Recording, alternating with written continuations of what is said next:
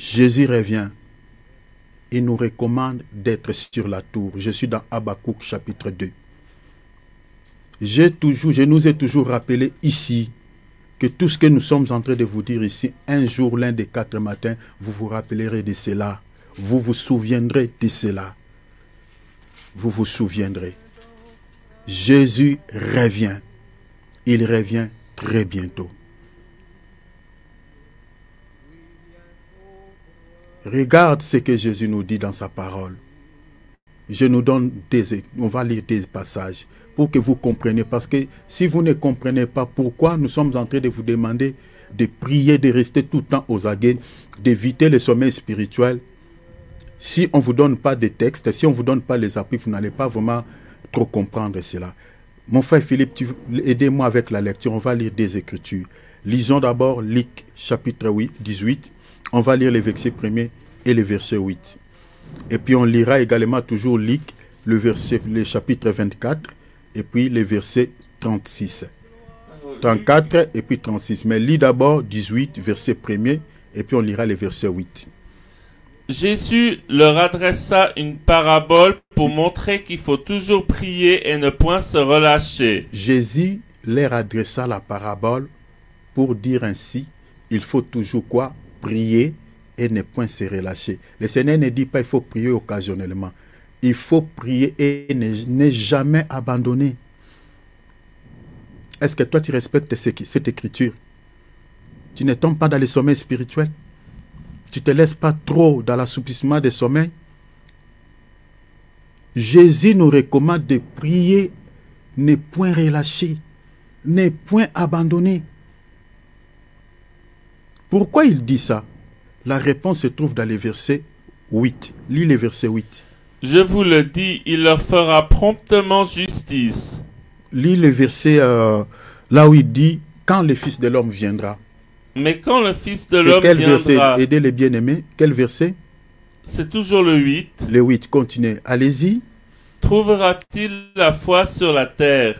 Vous voyez la raison pour laquelle dans le verset 1er, le Seigneur nous recommande de prier. C'est ça, au fait, est la conclusion. Quand le Fils de l'homme viendra, trouvera-t-il la foi sur la terre? Vous voyez ces 2 versets, c'est tout un enseignement. Parce que la foi dont le Seigneur parle, la foi est liée au combat de la vie chrétienne. Maintenant, sans la vie de prière, c'est difficile de pouvoir rester debout quand nous sommes attaqués par les ennemis, quand nous sommes, nous sommes en train de combattre. C'est difficile de se tenir, de résister si on n'a pas la vie de prière. C'est la prière qui nous donne la résistance quand le Seigneur nous fait traverser les épreuves, parce que les épreuves font partie des combats de la vie chrétienne, le combat de la foi. Parce que dans la Bible, il n'y a pas une foi qui ne raconte pas les combats. Lisez la vie de tous les prophètes, lisez les épîtres aux Hébreux, vous allez voir ça. Il n'y a pas une foi qui ne raconte pas les épreuves. La situation sur laquelle tu traverses, ça peut se faire partie du combat de la vie chrétienne. Maintenant, pour rester toujours enfant de Dieu, rester toujours debout, il faut prier. Si vous ne priez pas, c'est compliqué. C'est compliqué, c'est très compliqué. Vous allez céder. Vous allez céder. Donc, vous voyez la raison pour laquelle le Seigneur nous recommande de prier. Parce qu'il sait qu'avant son retour, il viendra des moments difficiles. Il viendra des moments très compliqués. Il faut rester toujours dans la prière pour, au fait, garder cette chaleur pour rester toujours debout. Regardez la suite de ce qu'il dit. Allez dans Luc chapitre 24. C'est 21, je crois. Lisez les versets 34 et puis tu lis 36, s'il te plaît. 21, 34, 36. Prenez garde à vous-même. Prenez garde en vous-même. Pourquoi il dit cela? De crainte que vos cœurs ne s'apesantissent par les excès du manger et du boire. Vos esprits ne s'apesantissent à cause de quoi? Des excès du manger et de boire. C'est-à-dire, si tu manges tout le temps, tu ne jeûnes pas, il y aura une sorte de la lourdeur qui va s'installer au niveau de ton cœur, au niveau de l'âme. Vous avez vu ça?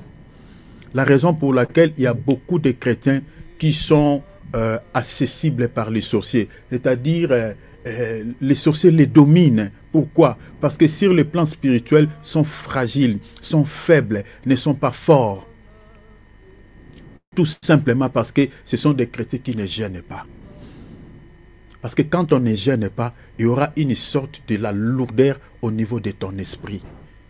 C'est ça, au fait, ce que Jésus dit là-bas. Il dit, veillez donc, soyez prudents.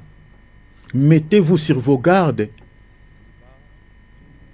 De peur que, à force de manger et de boire, il y aura une sorte de pesanteur, de la lourdeur qui va s'installer au niveau de vos esprits. Chers enfants de Dieu, si tu n'es pas quelqu'un qui ne jeûne pas, même les jeunes de 6 et 18, toi tu as toujours des raisons. Tu dis toujours, moi je suis quelqu'un de l'estomac, moi je suis nanani nanana. Non, tu n'arrives pas à jeûner. Et tu veux vaincre dans les combats spirituels, tu veux vaincre tes ennemis, tu le vaincras sur quel bâton magique? Par quel moyen?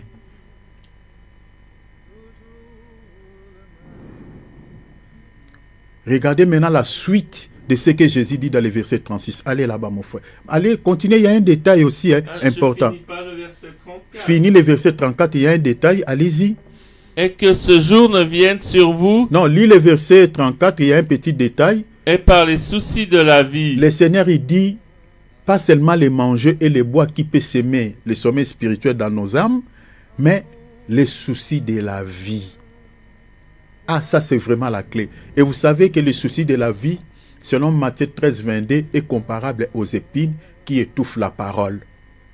Donc, c'est-à-dire même l'évangile que nous sommes en train de prêcher là. Si dans ton cœur tu t'inquiètes trop pour ta vie, même cet évangile-là que nous sommes en train de prêcher ne produira pas des effets dans ta vie. Ça ne te servira à rien. Parce que dans ton cœur, il y a encore des soucis. Voilà pourquoi dans Philippiens chapitre 4, verset 8, le Seigneur dit, avant de prier, il faut enlever d'abord les soucis.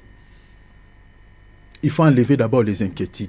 Le Seigneur dit, ne vous inquiétez de rien, mais en toutes choses. Mais, ne vous inquiétez pas. Mais, les mais enlèvent les inquiétudes.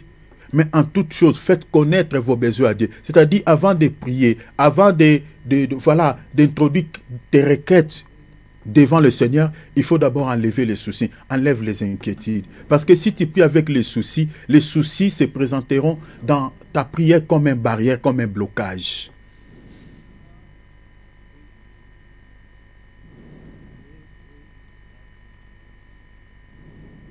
Les soucis sèment aussi les sommets spirituels, sèment aussi la lourdeur.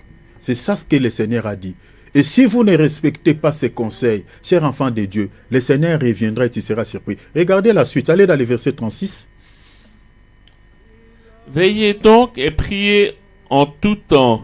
Le Seigneur, il a repris. La même chose qu'il a dit dans le verset 34, il dit, mettez-vous sur vos gardes. Ici, il répète encore, veillez. C'est-à-dire, sois la sentinelle de ton âme. Parce que celui qui veille, c'est une sentinelle.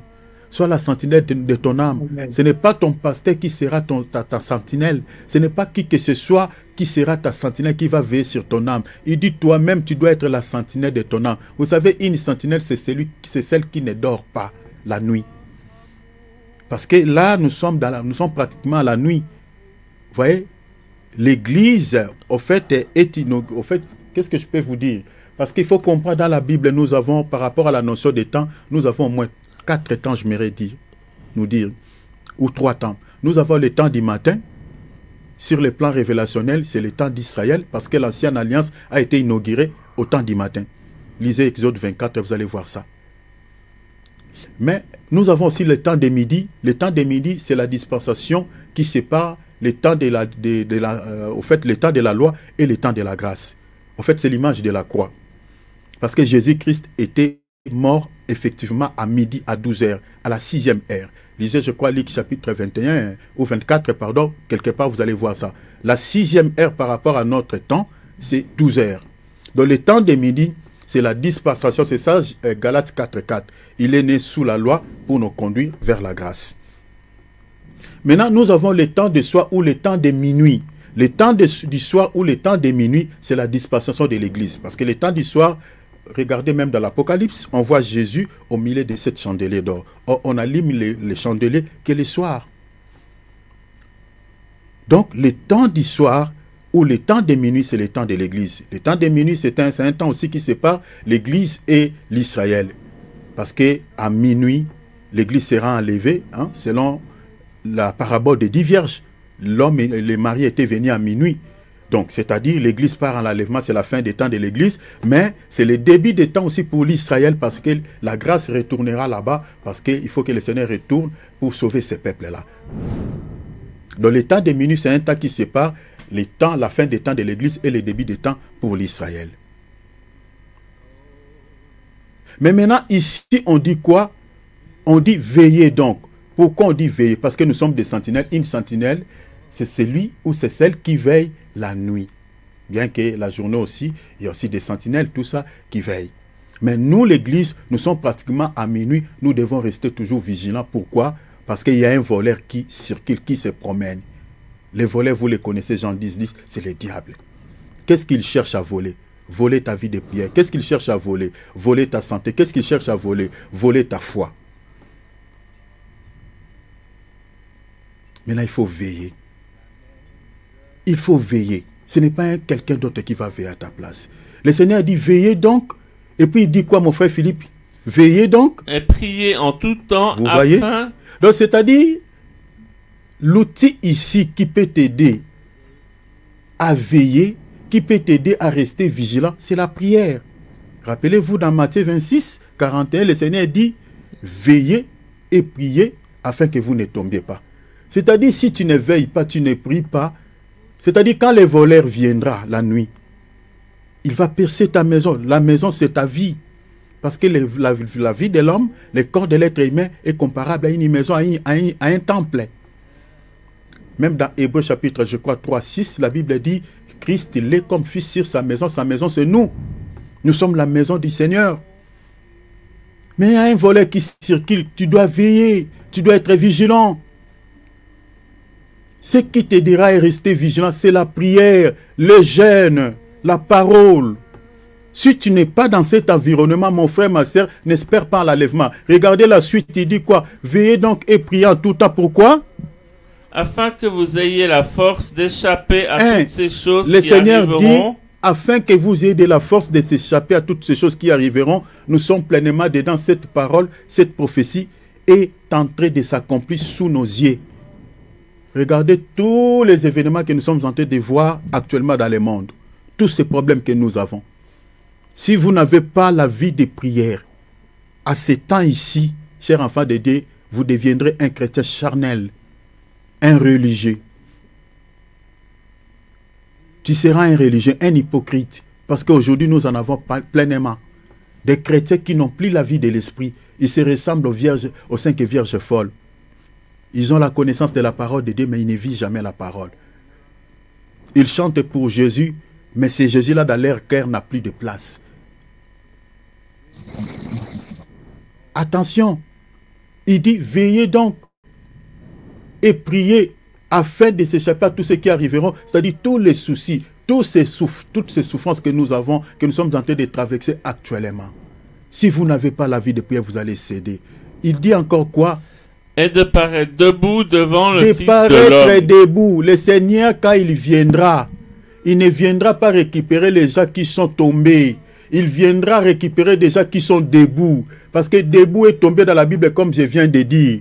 L'apôtre Paul dit dans Romains, je crois quelque part, il dit, prends garde toi qui crois être debout de tomber. Vous voyez, debout de tomber. Oh, quand on tombe dans la tentation comme je viens de dire. On tombe dans les péchés. On tombe dans le mal. Parce que tomber, c'est vivre dans les péchés. Être debout, c'est vivre dans la sainteté. En fait, c'est ça ce que ça veut dire debout. Donc le Seigneur viendra récupérer ceux qui sont debout, ceux qui sont dans la sainteté, ceux qui sont dans la pureté, ceux qui mènent une vie qui l'honore, ceux qui sont aux aguets. Fais un petit bilan, mon frère, ma sœur. Je ne cesse de crier. Tu ne me donnes pas de l'argent pour faire ce travail, mais je le fais pour l'amour du Seigneur, pour que ton âme seulement soit sauvée. Mais si tu ne considères pas ces paroles, ces quelques mots, le Seigneur te jugera et te condamnera ces jours-là. Moi, je fais ma part. Je l'ai toujours dit, je suis innocent de vos sangs. Il a dit à Ézéchiel, parle à ce peuple. Si tu ne parles pas, je te redemanderai leur sang. Mais si tu parles et qu'il n'obéit pas à tes paroles, Ézéchiel ici, c'est un serviteur de Dieu comme je le suis. Mais s'il ne t'écoute pas, leurs sangs seront sur leur propre tête.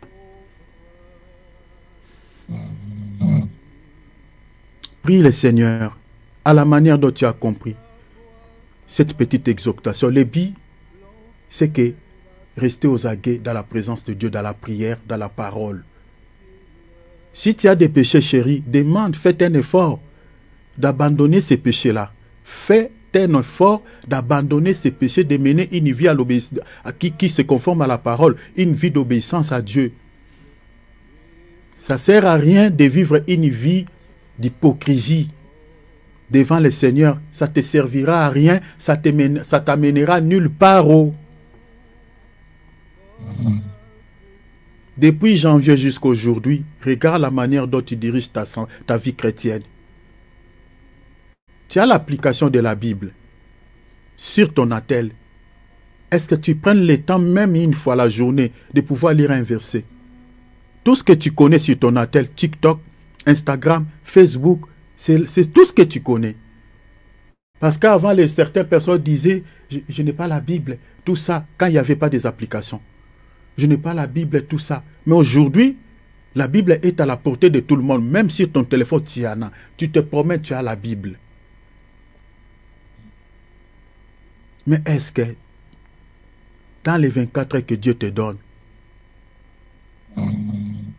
tu prends quand même un temps de lire un verset biblique? Tout ce que tu as comme temps, d'aller rigoler sur TikTok, d'aller dans les balivernes, d'aller sur Facebook, sur YouTube. Change ton comportement. Voilà pourquoi aujourd'hui nous prions pour nos problèmes. L'action du Saint-Esprit est réduite et rétrécie. Parce que nos attitudes ne plaisent vraiment pas au Seigneur. Quand le Seigneur nous regarde, la manière dont on se comporte face à sa parole, vis-à-vis de lui, nous sommes loin du royaume. Mais rapprochons-nous du royaume. Parce qu'il revient. Il revient très bientôt. Ouvre ton micro, obéis, sois humble. Prie, demande l'aide de Dieu. Prions tous ensemble.